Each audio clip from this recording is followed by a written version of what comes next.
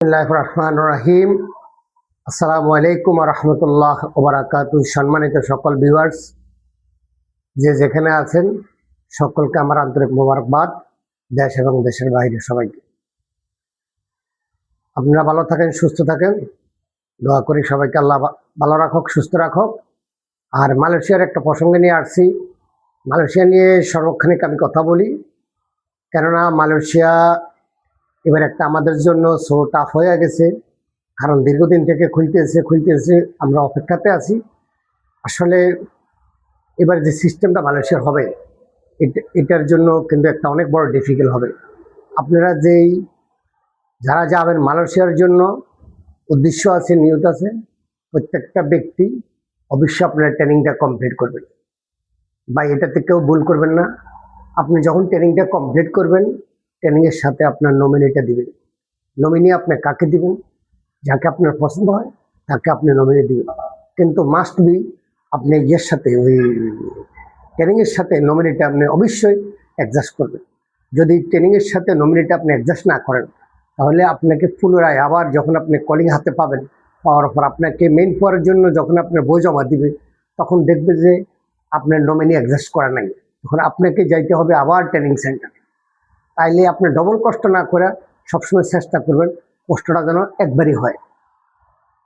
আর সেই নমিনির ক্ষেত্রে আগে বলছি, এখনো বলি, অবশ্যই নমিনির ভোটার আইডি কার্ড নিয়ে যাবেন, নমিনির সচ্ছল মোবাইল নাম্বার নিয়ে যাবেন, নমিনির ছবি নিয়ে যাবেন। হ্যাঁ, আর নমিনি আপনার কি হয় সম্পর্কে সেটা অবশ্যই বলবেন, ঠিক আছে? আর ট্রেনিংয়ের সময় যখন অনলাইন করবেন, তখন অবশ্যই মালয়েশিয়া লিখবেন যে মালয়েশিয়ার জন্য আমি ট্রেনিং করার জন্য আসছি। আপনাকে দেশ উল্লেখ থাকতে হবে। এগুলো আপনি সবসময় নলেজ রাখবেন। এগুলো আপনার মানে বেসিক্যালি আপনার যে কাজগুলো আপনার দায়িত্ব, এগুলো আপনি ক্লিয়ার রাখবেন। আর আগের মতো হবে না এবার মালয়েশিয়া। ইনশাল্লাহ আমাদের অলরেডি সিন্ডিকেটের লিস্ট দিয়ে দিছে, নামগুলা মেডিকেল সেন্টারের নামগুলো আমাদের দিয়ে দিছে। আশা করি আমরা ইনশাল্লাহ হয়তো আমরা এই সপ্তাহ বা আগামী সপ্তাহ ফার্স্টে আমাদের মেডিকেল কার্যক্রম শুরু হবে। আর মেডিকেল যখন আমাদের কার্যক্রমগুলো শুরু হবে, তখন একটা জিনিস মনে রাখবেন, আপনার শর্ট টাইমে আপনার বই সেন্ড করা হবে। মেডিকেল ফিট, দেন আপনার বই সেন্ড করা হবে। বই যখন আপনার সেন্ড করা হবে, তখন সাথে সাথে কিন্তু 1 সপ্তাহ 5 দিন 6 দিনের ভিতরে কিন্তু আপনার কলিং আসা হবে।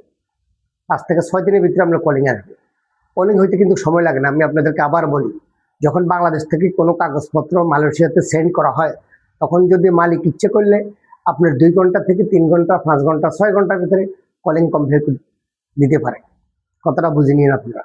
সেক্ষেত্রে এবার কিন্তু আপনার 2023-24 যেরকম হয়েছে 22-এ, যে আমাদের বিষয় হওয়ার পরে দিয়ে 1.5 মাস 2 মাস পরে ফ্লাইট দিচ্ছে, এবার কিন্তু সে ধরনের না, এবারটা আলাদা।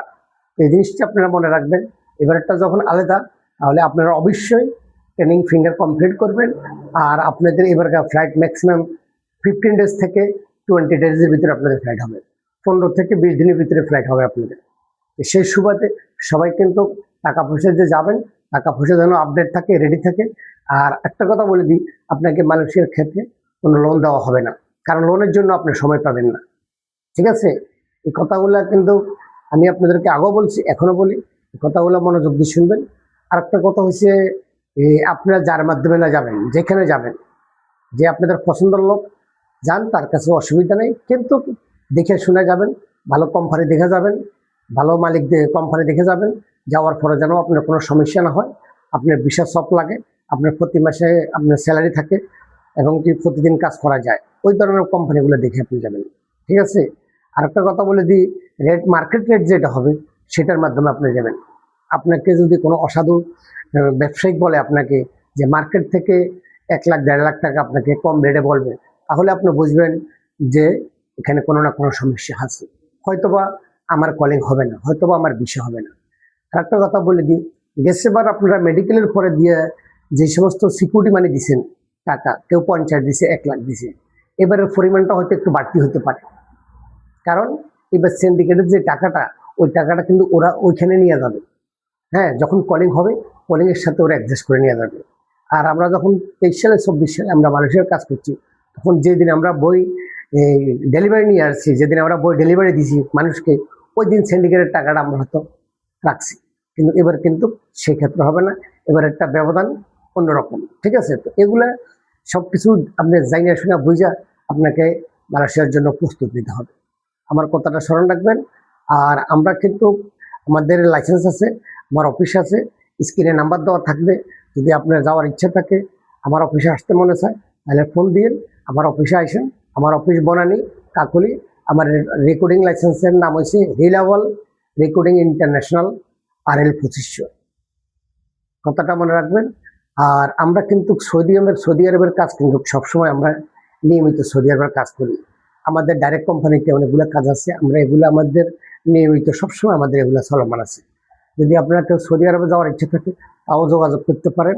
ইউরোপের নন সেনজিংয়ের ভিতরে আমি মলদোভাতে কিছু কাজ করি, আর আপনার নর্থ মেসিডোনিয়াতে আমি কিছু কাজ করি। সেখানে আমার কাছে স্কেল আছে, নন স্কেল আছে।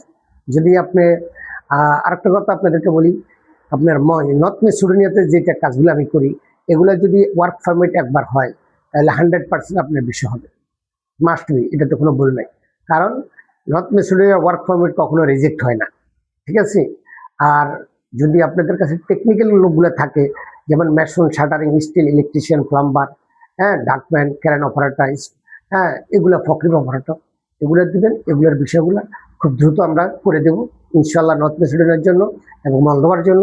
আপনারা আসেন, অফিস ভিজিট করেন, দেখেন। সবাই সুস্থ থাকেন, সবাই ভালো থাকেন। আসসালামু আলাইকুম ওয়া রাহমাতুল্লাহি ওয়া বারাকাতুহু। পরবর্তী ভিডিও নিয়ে আপনাদের সামনে হাজির হব।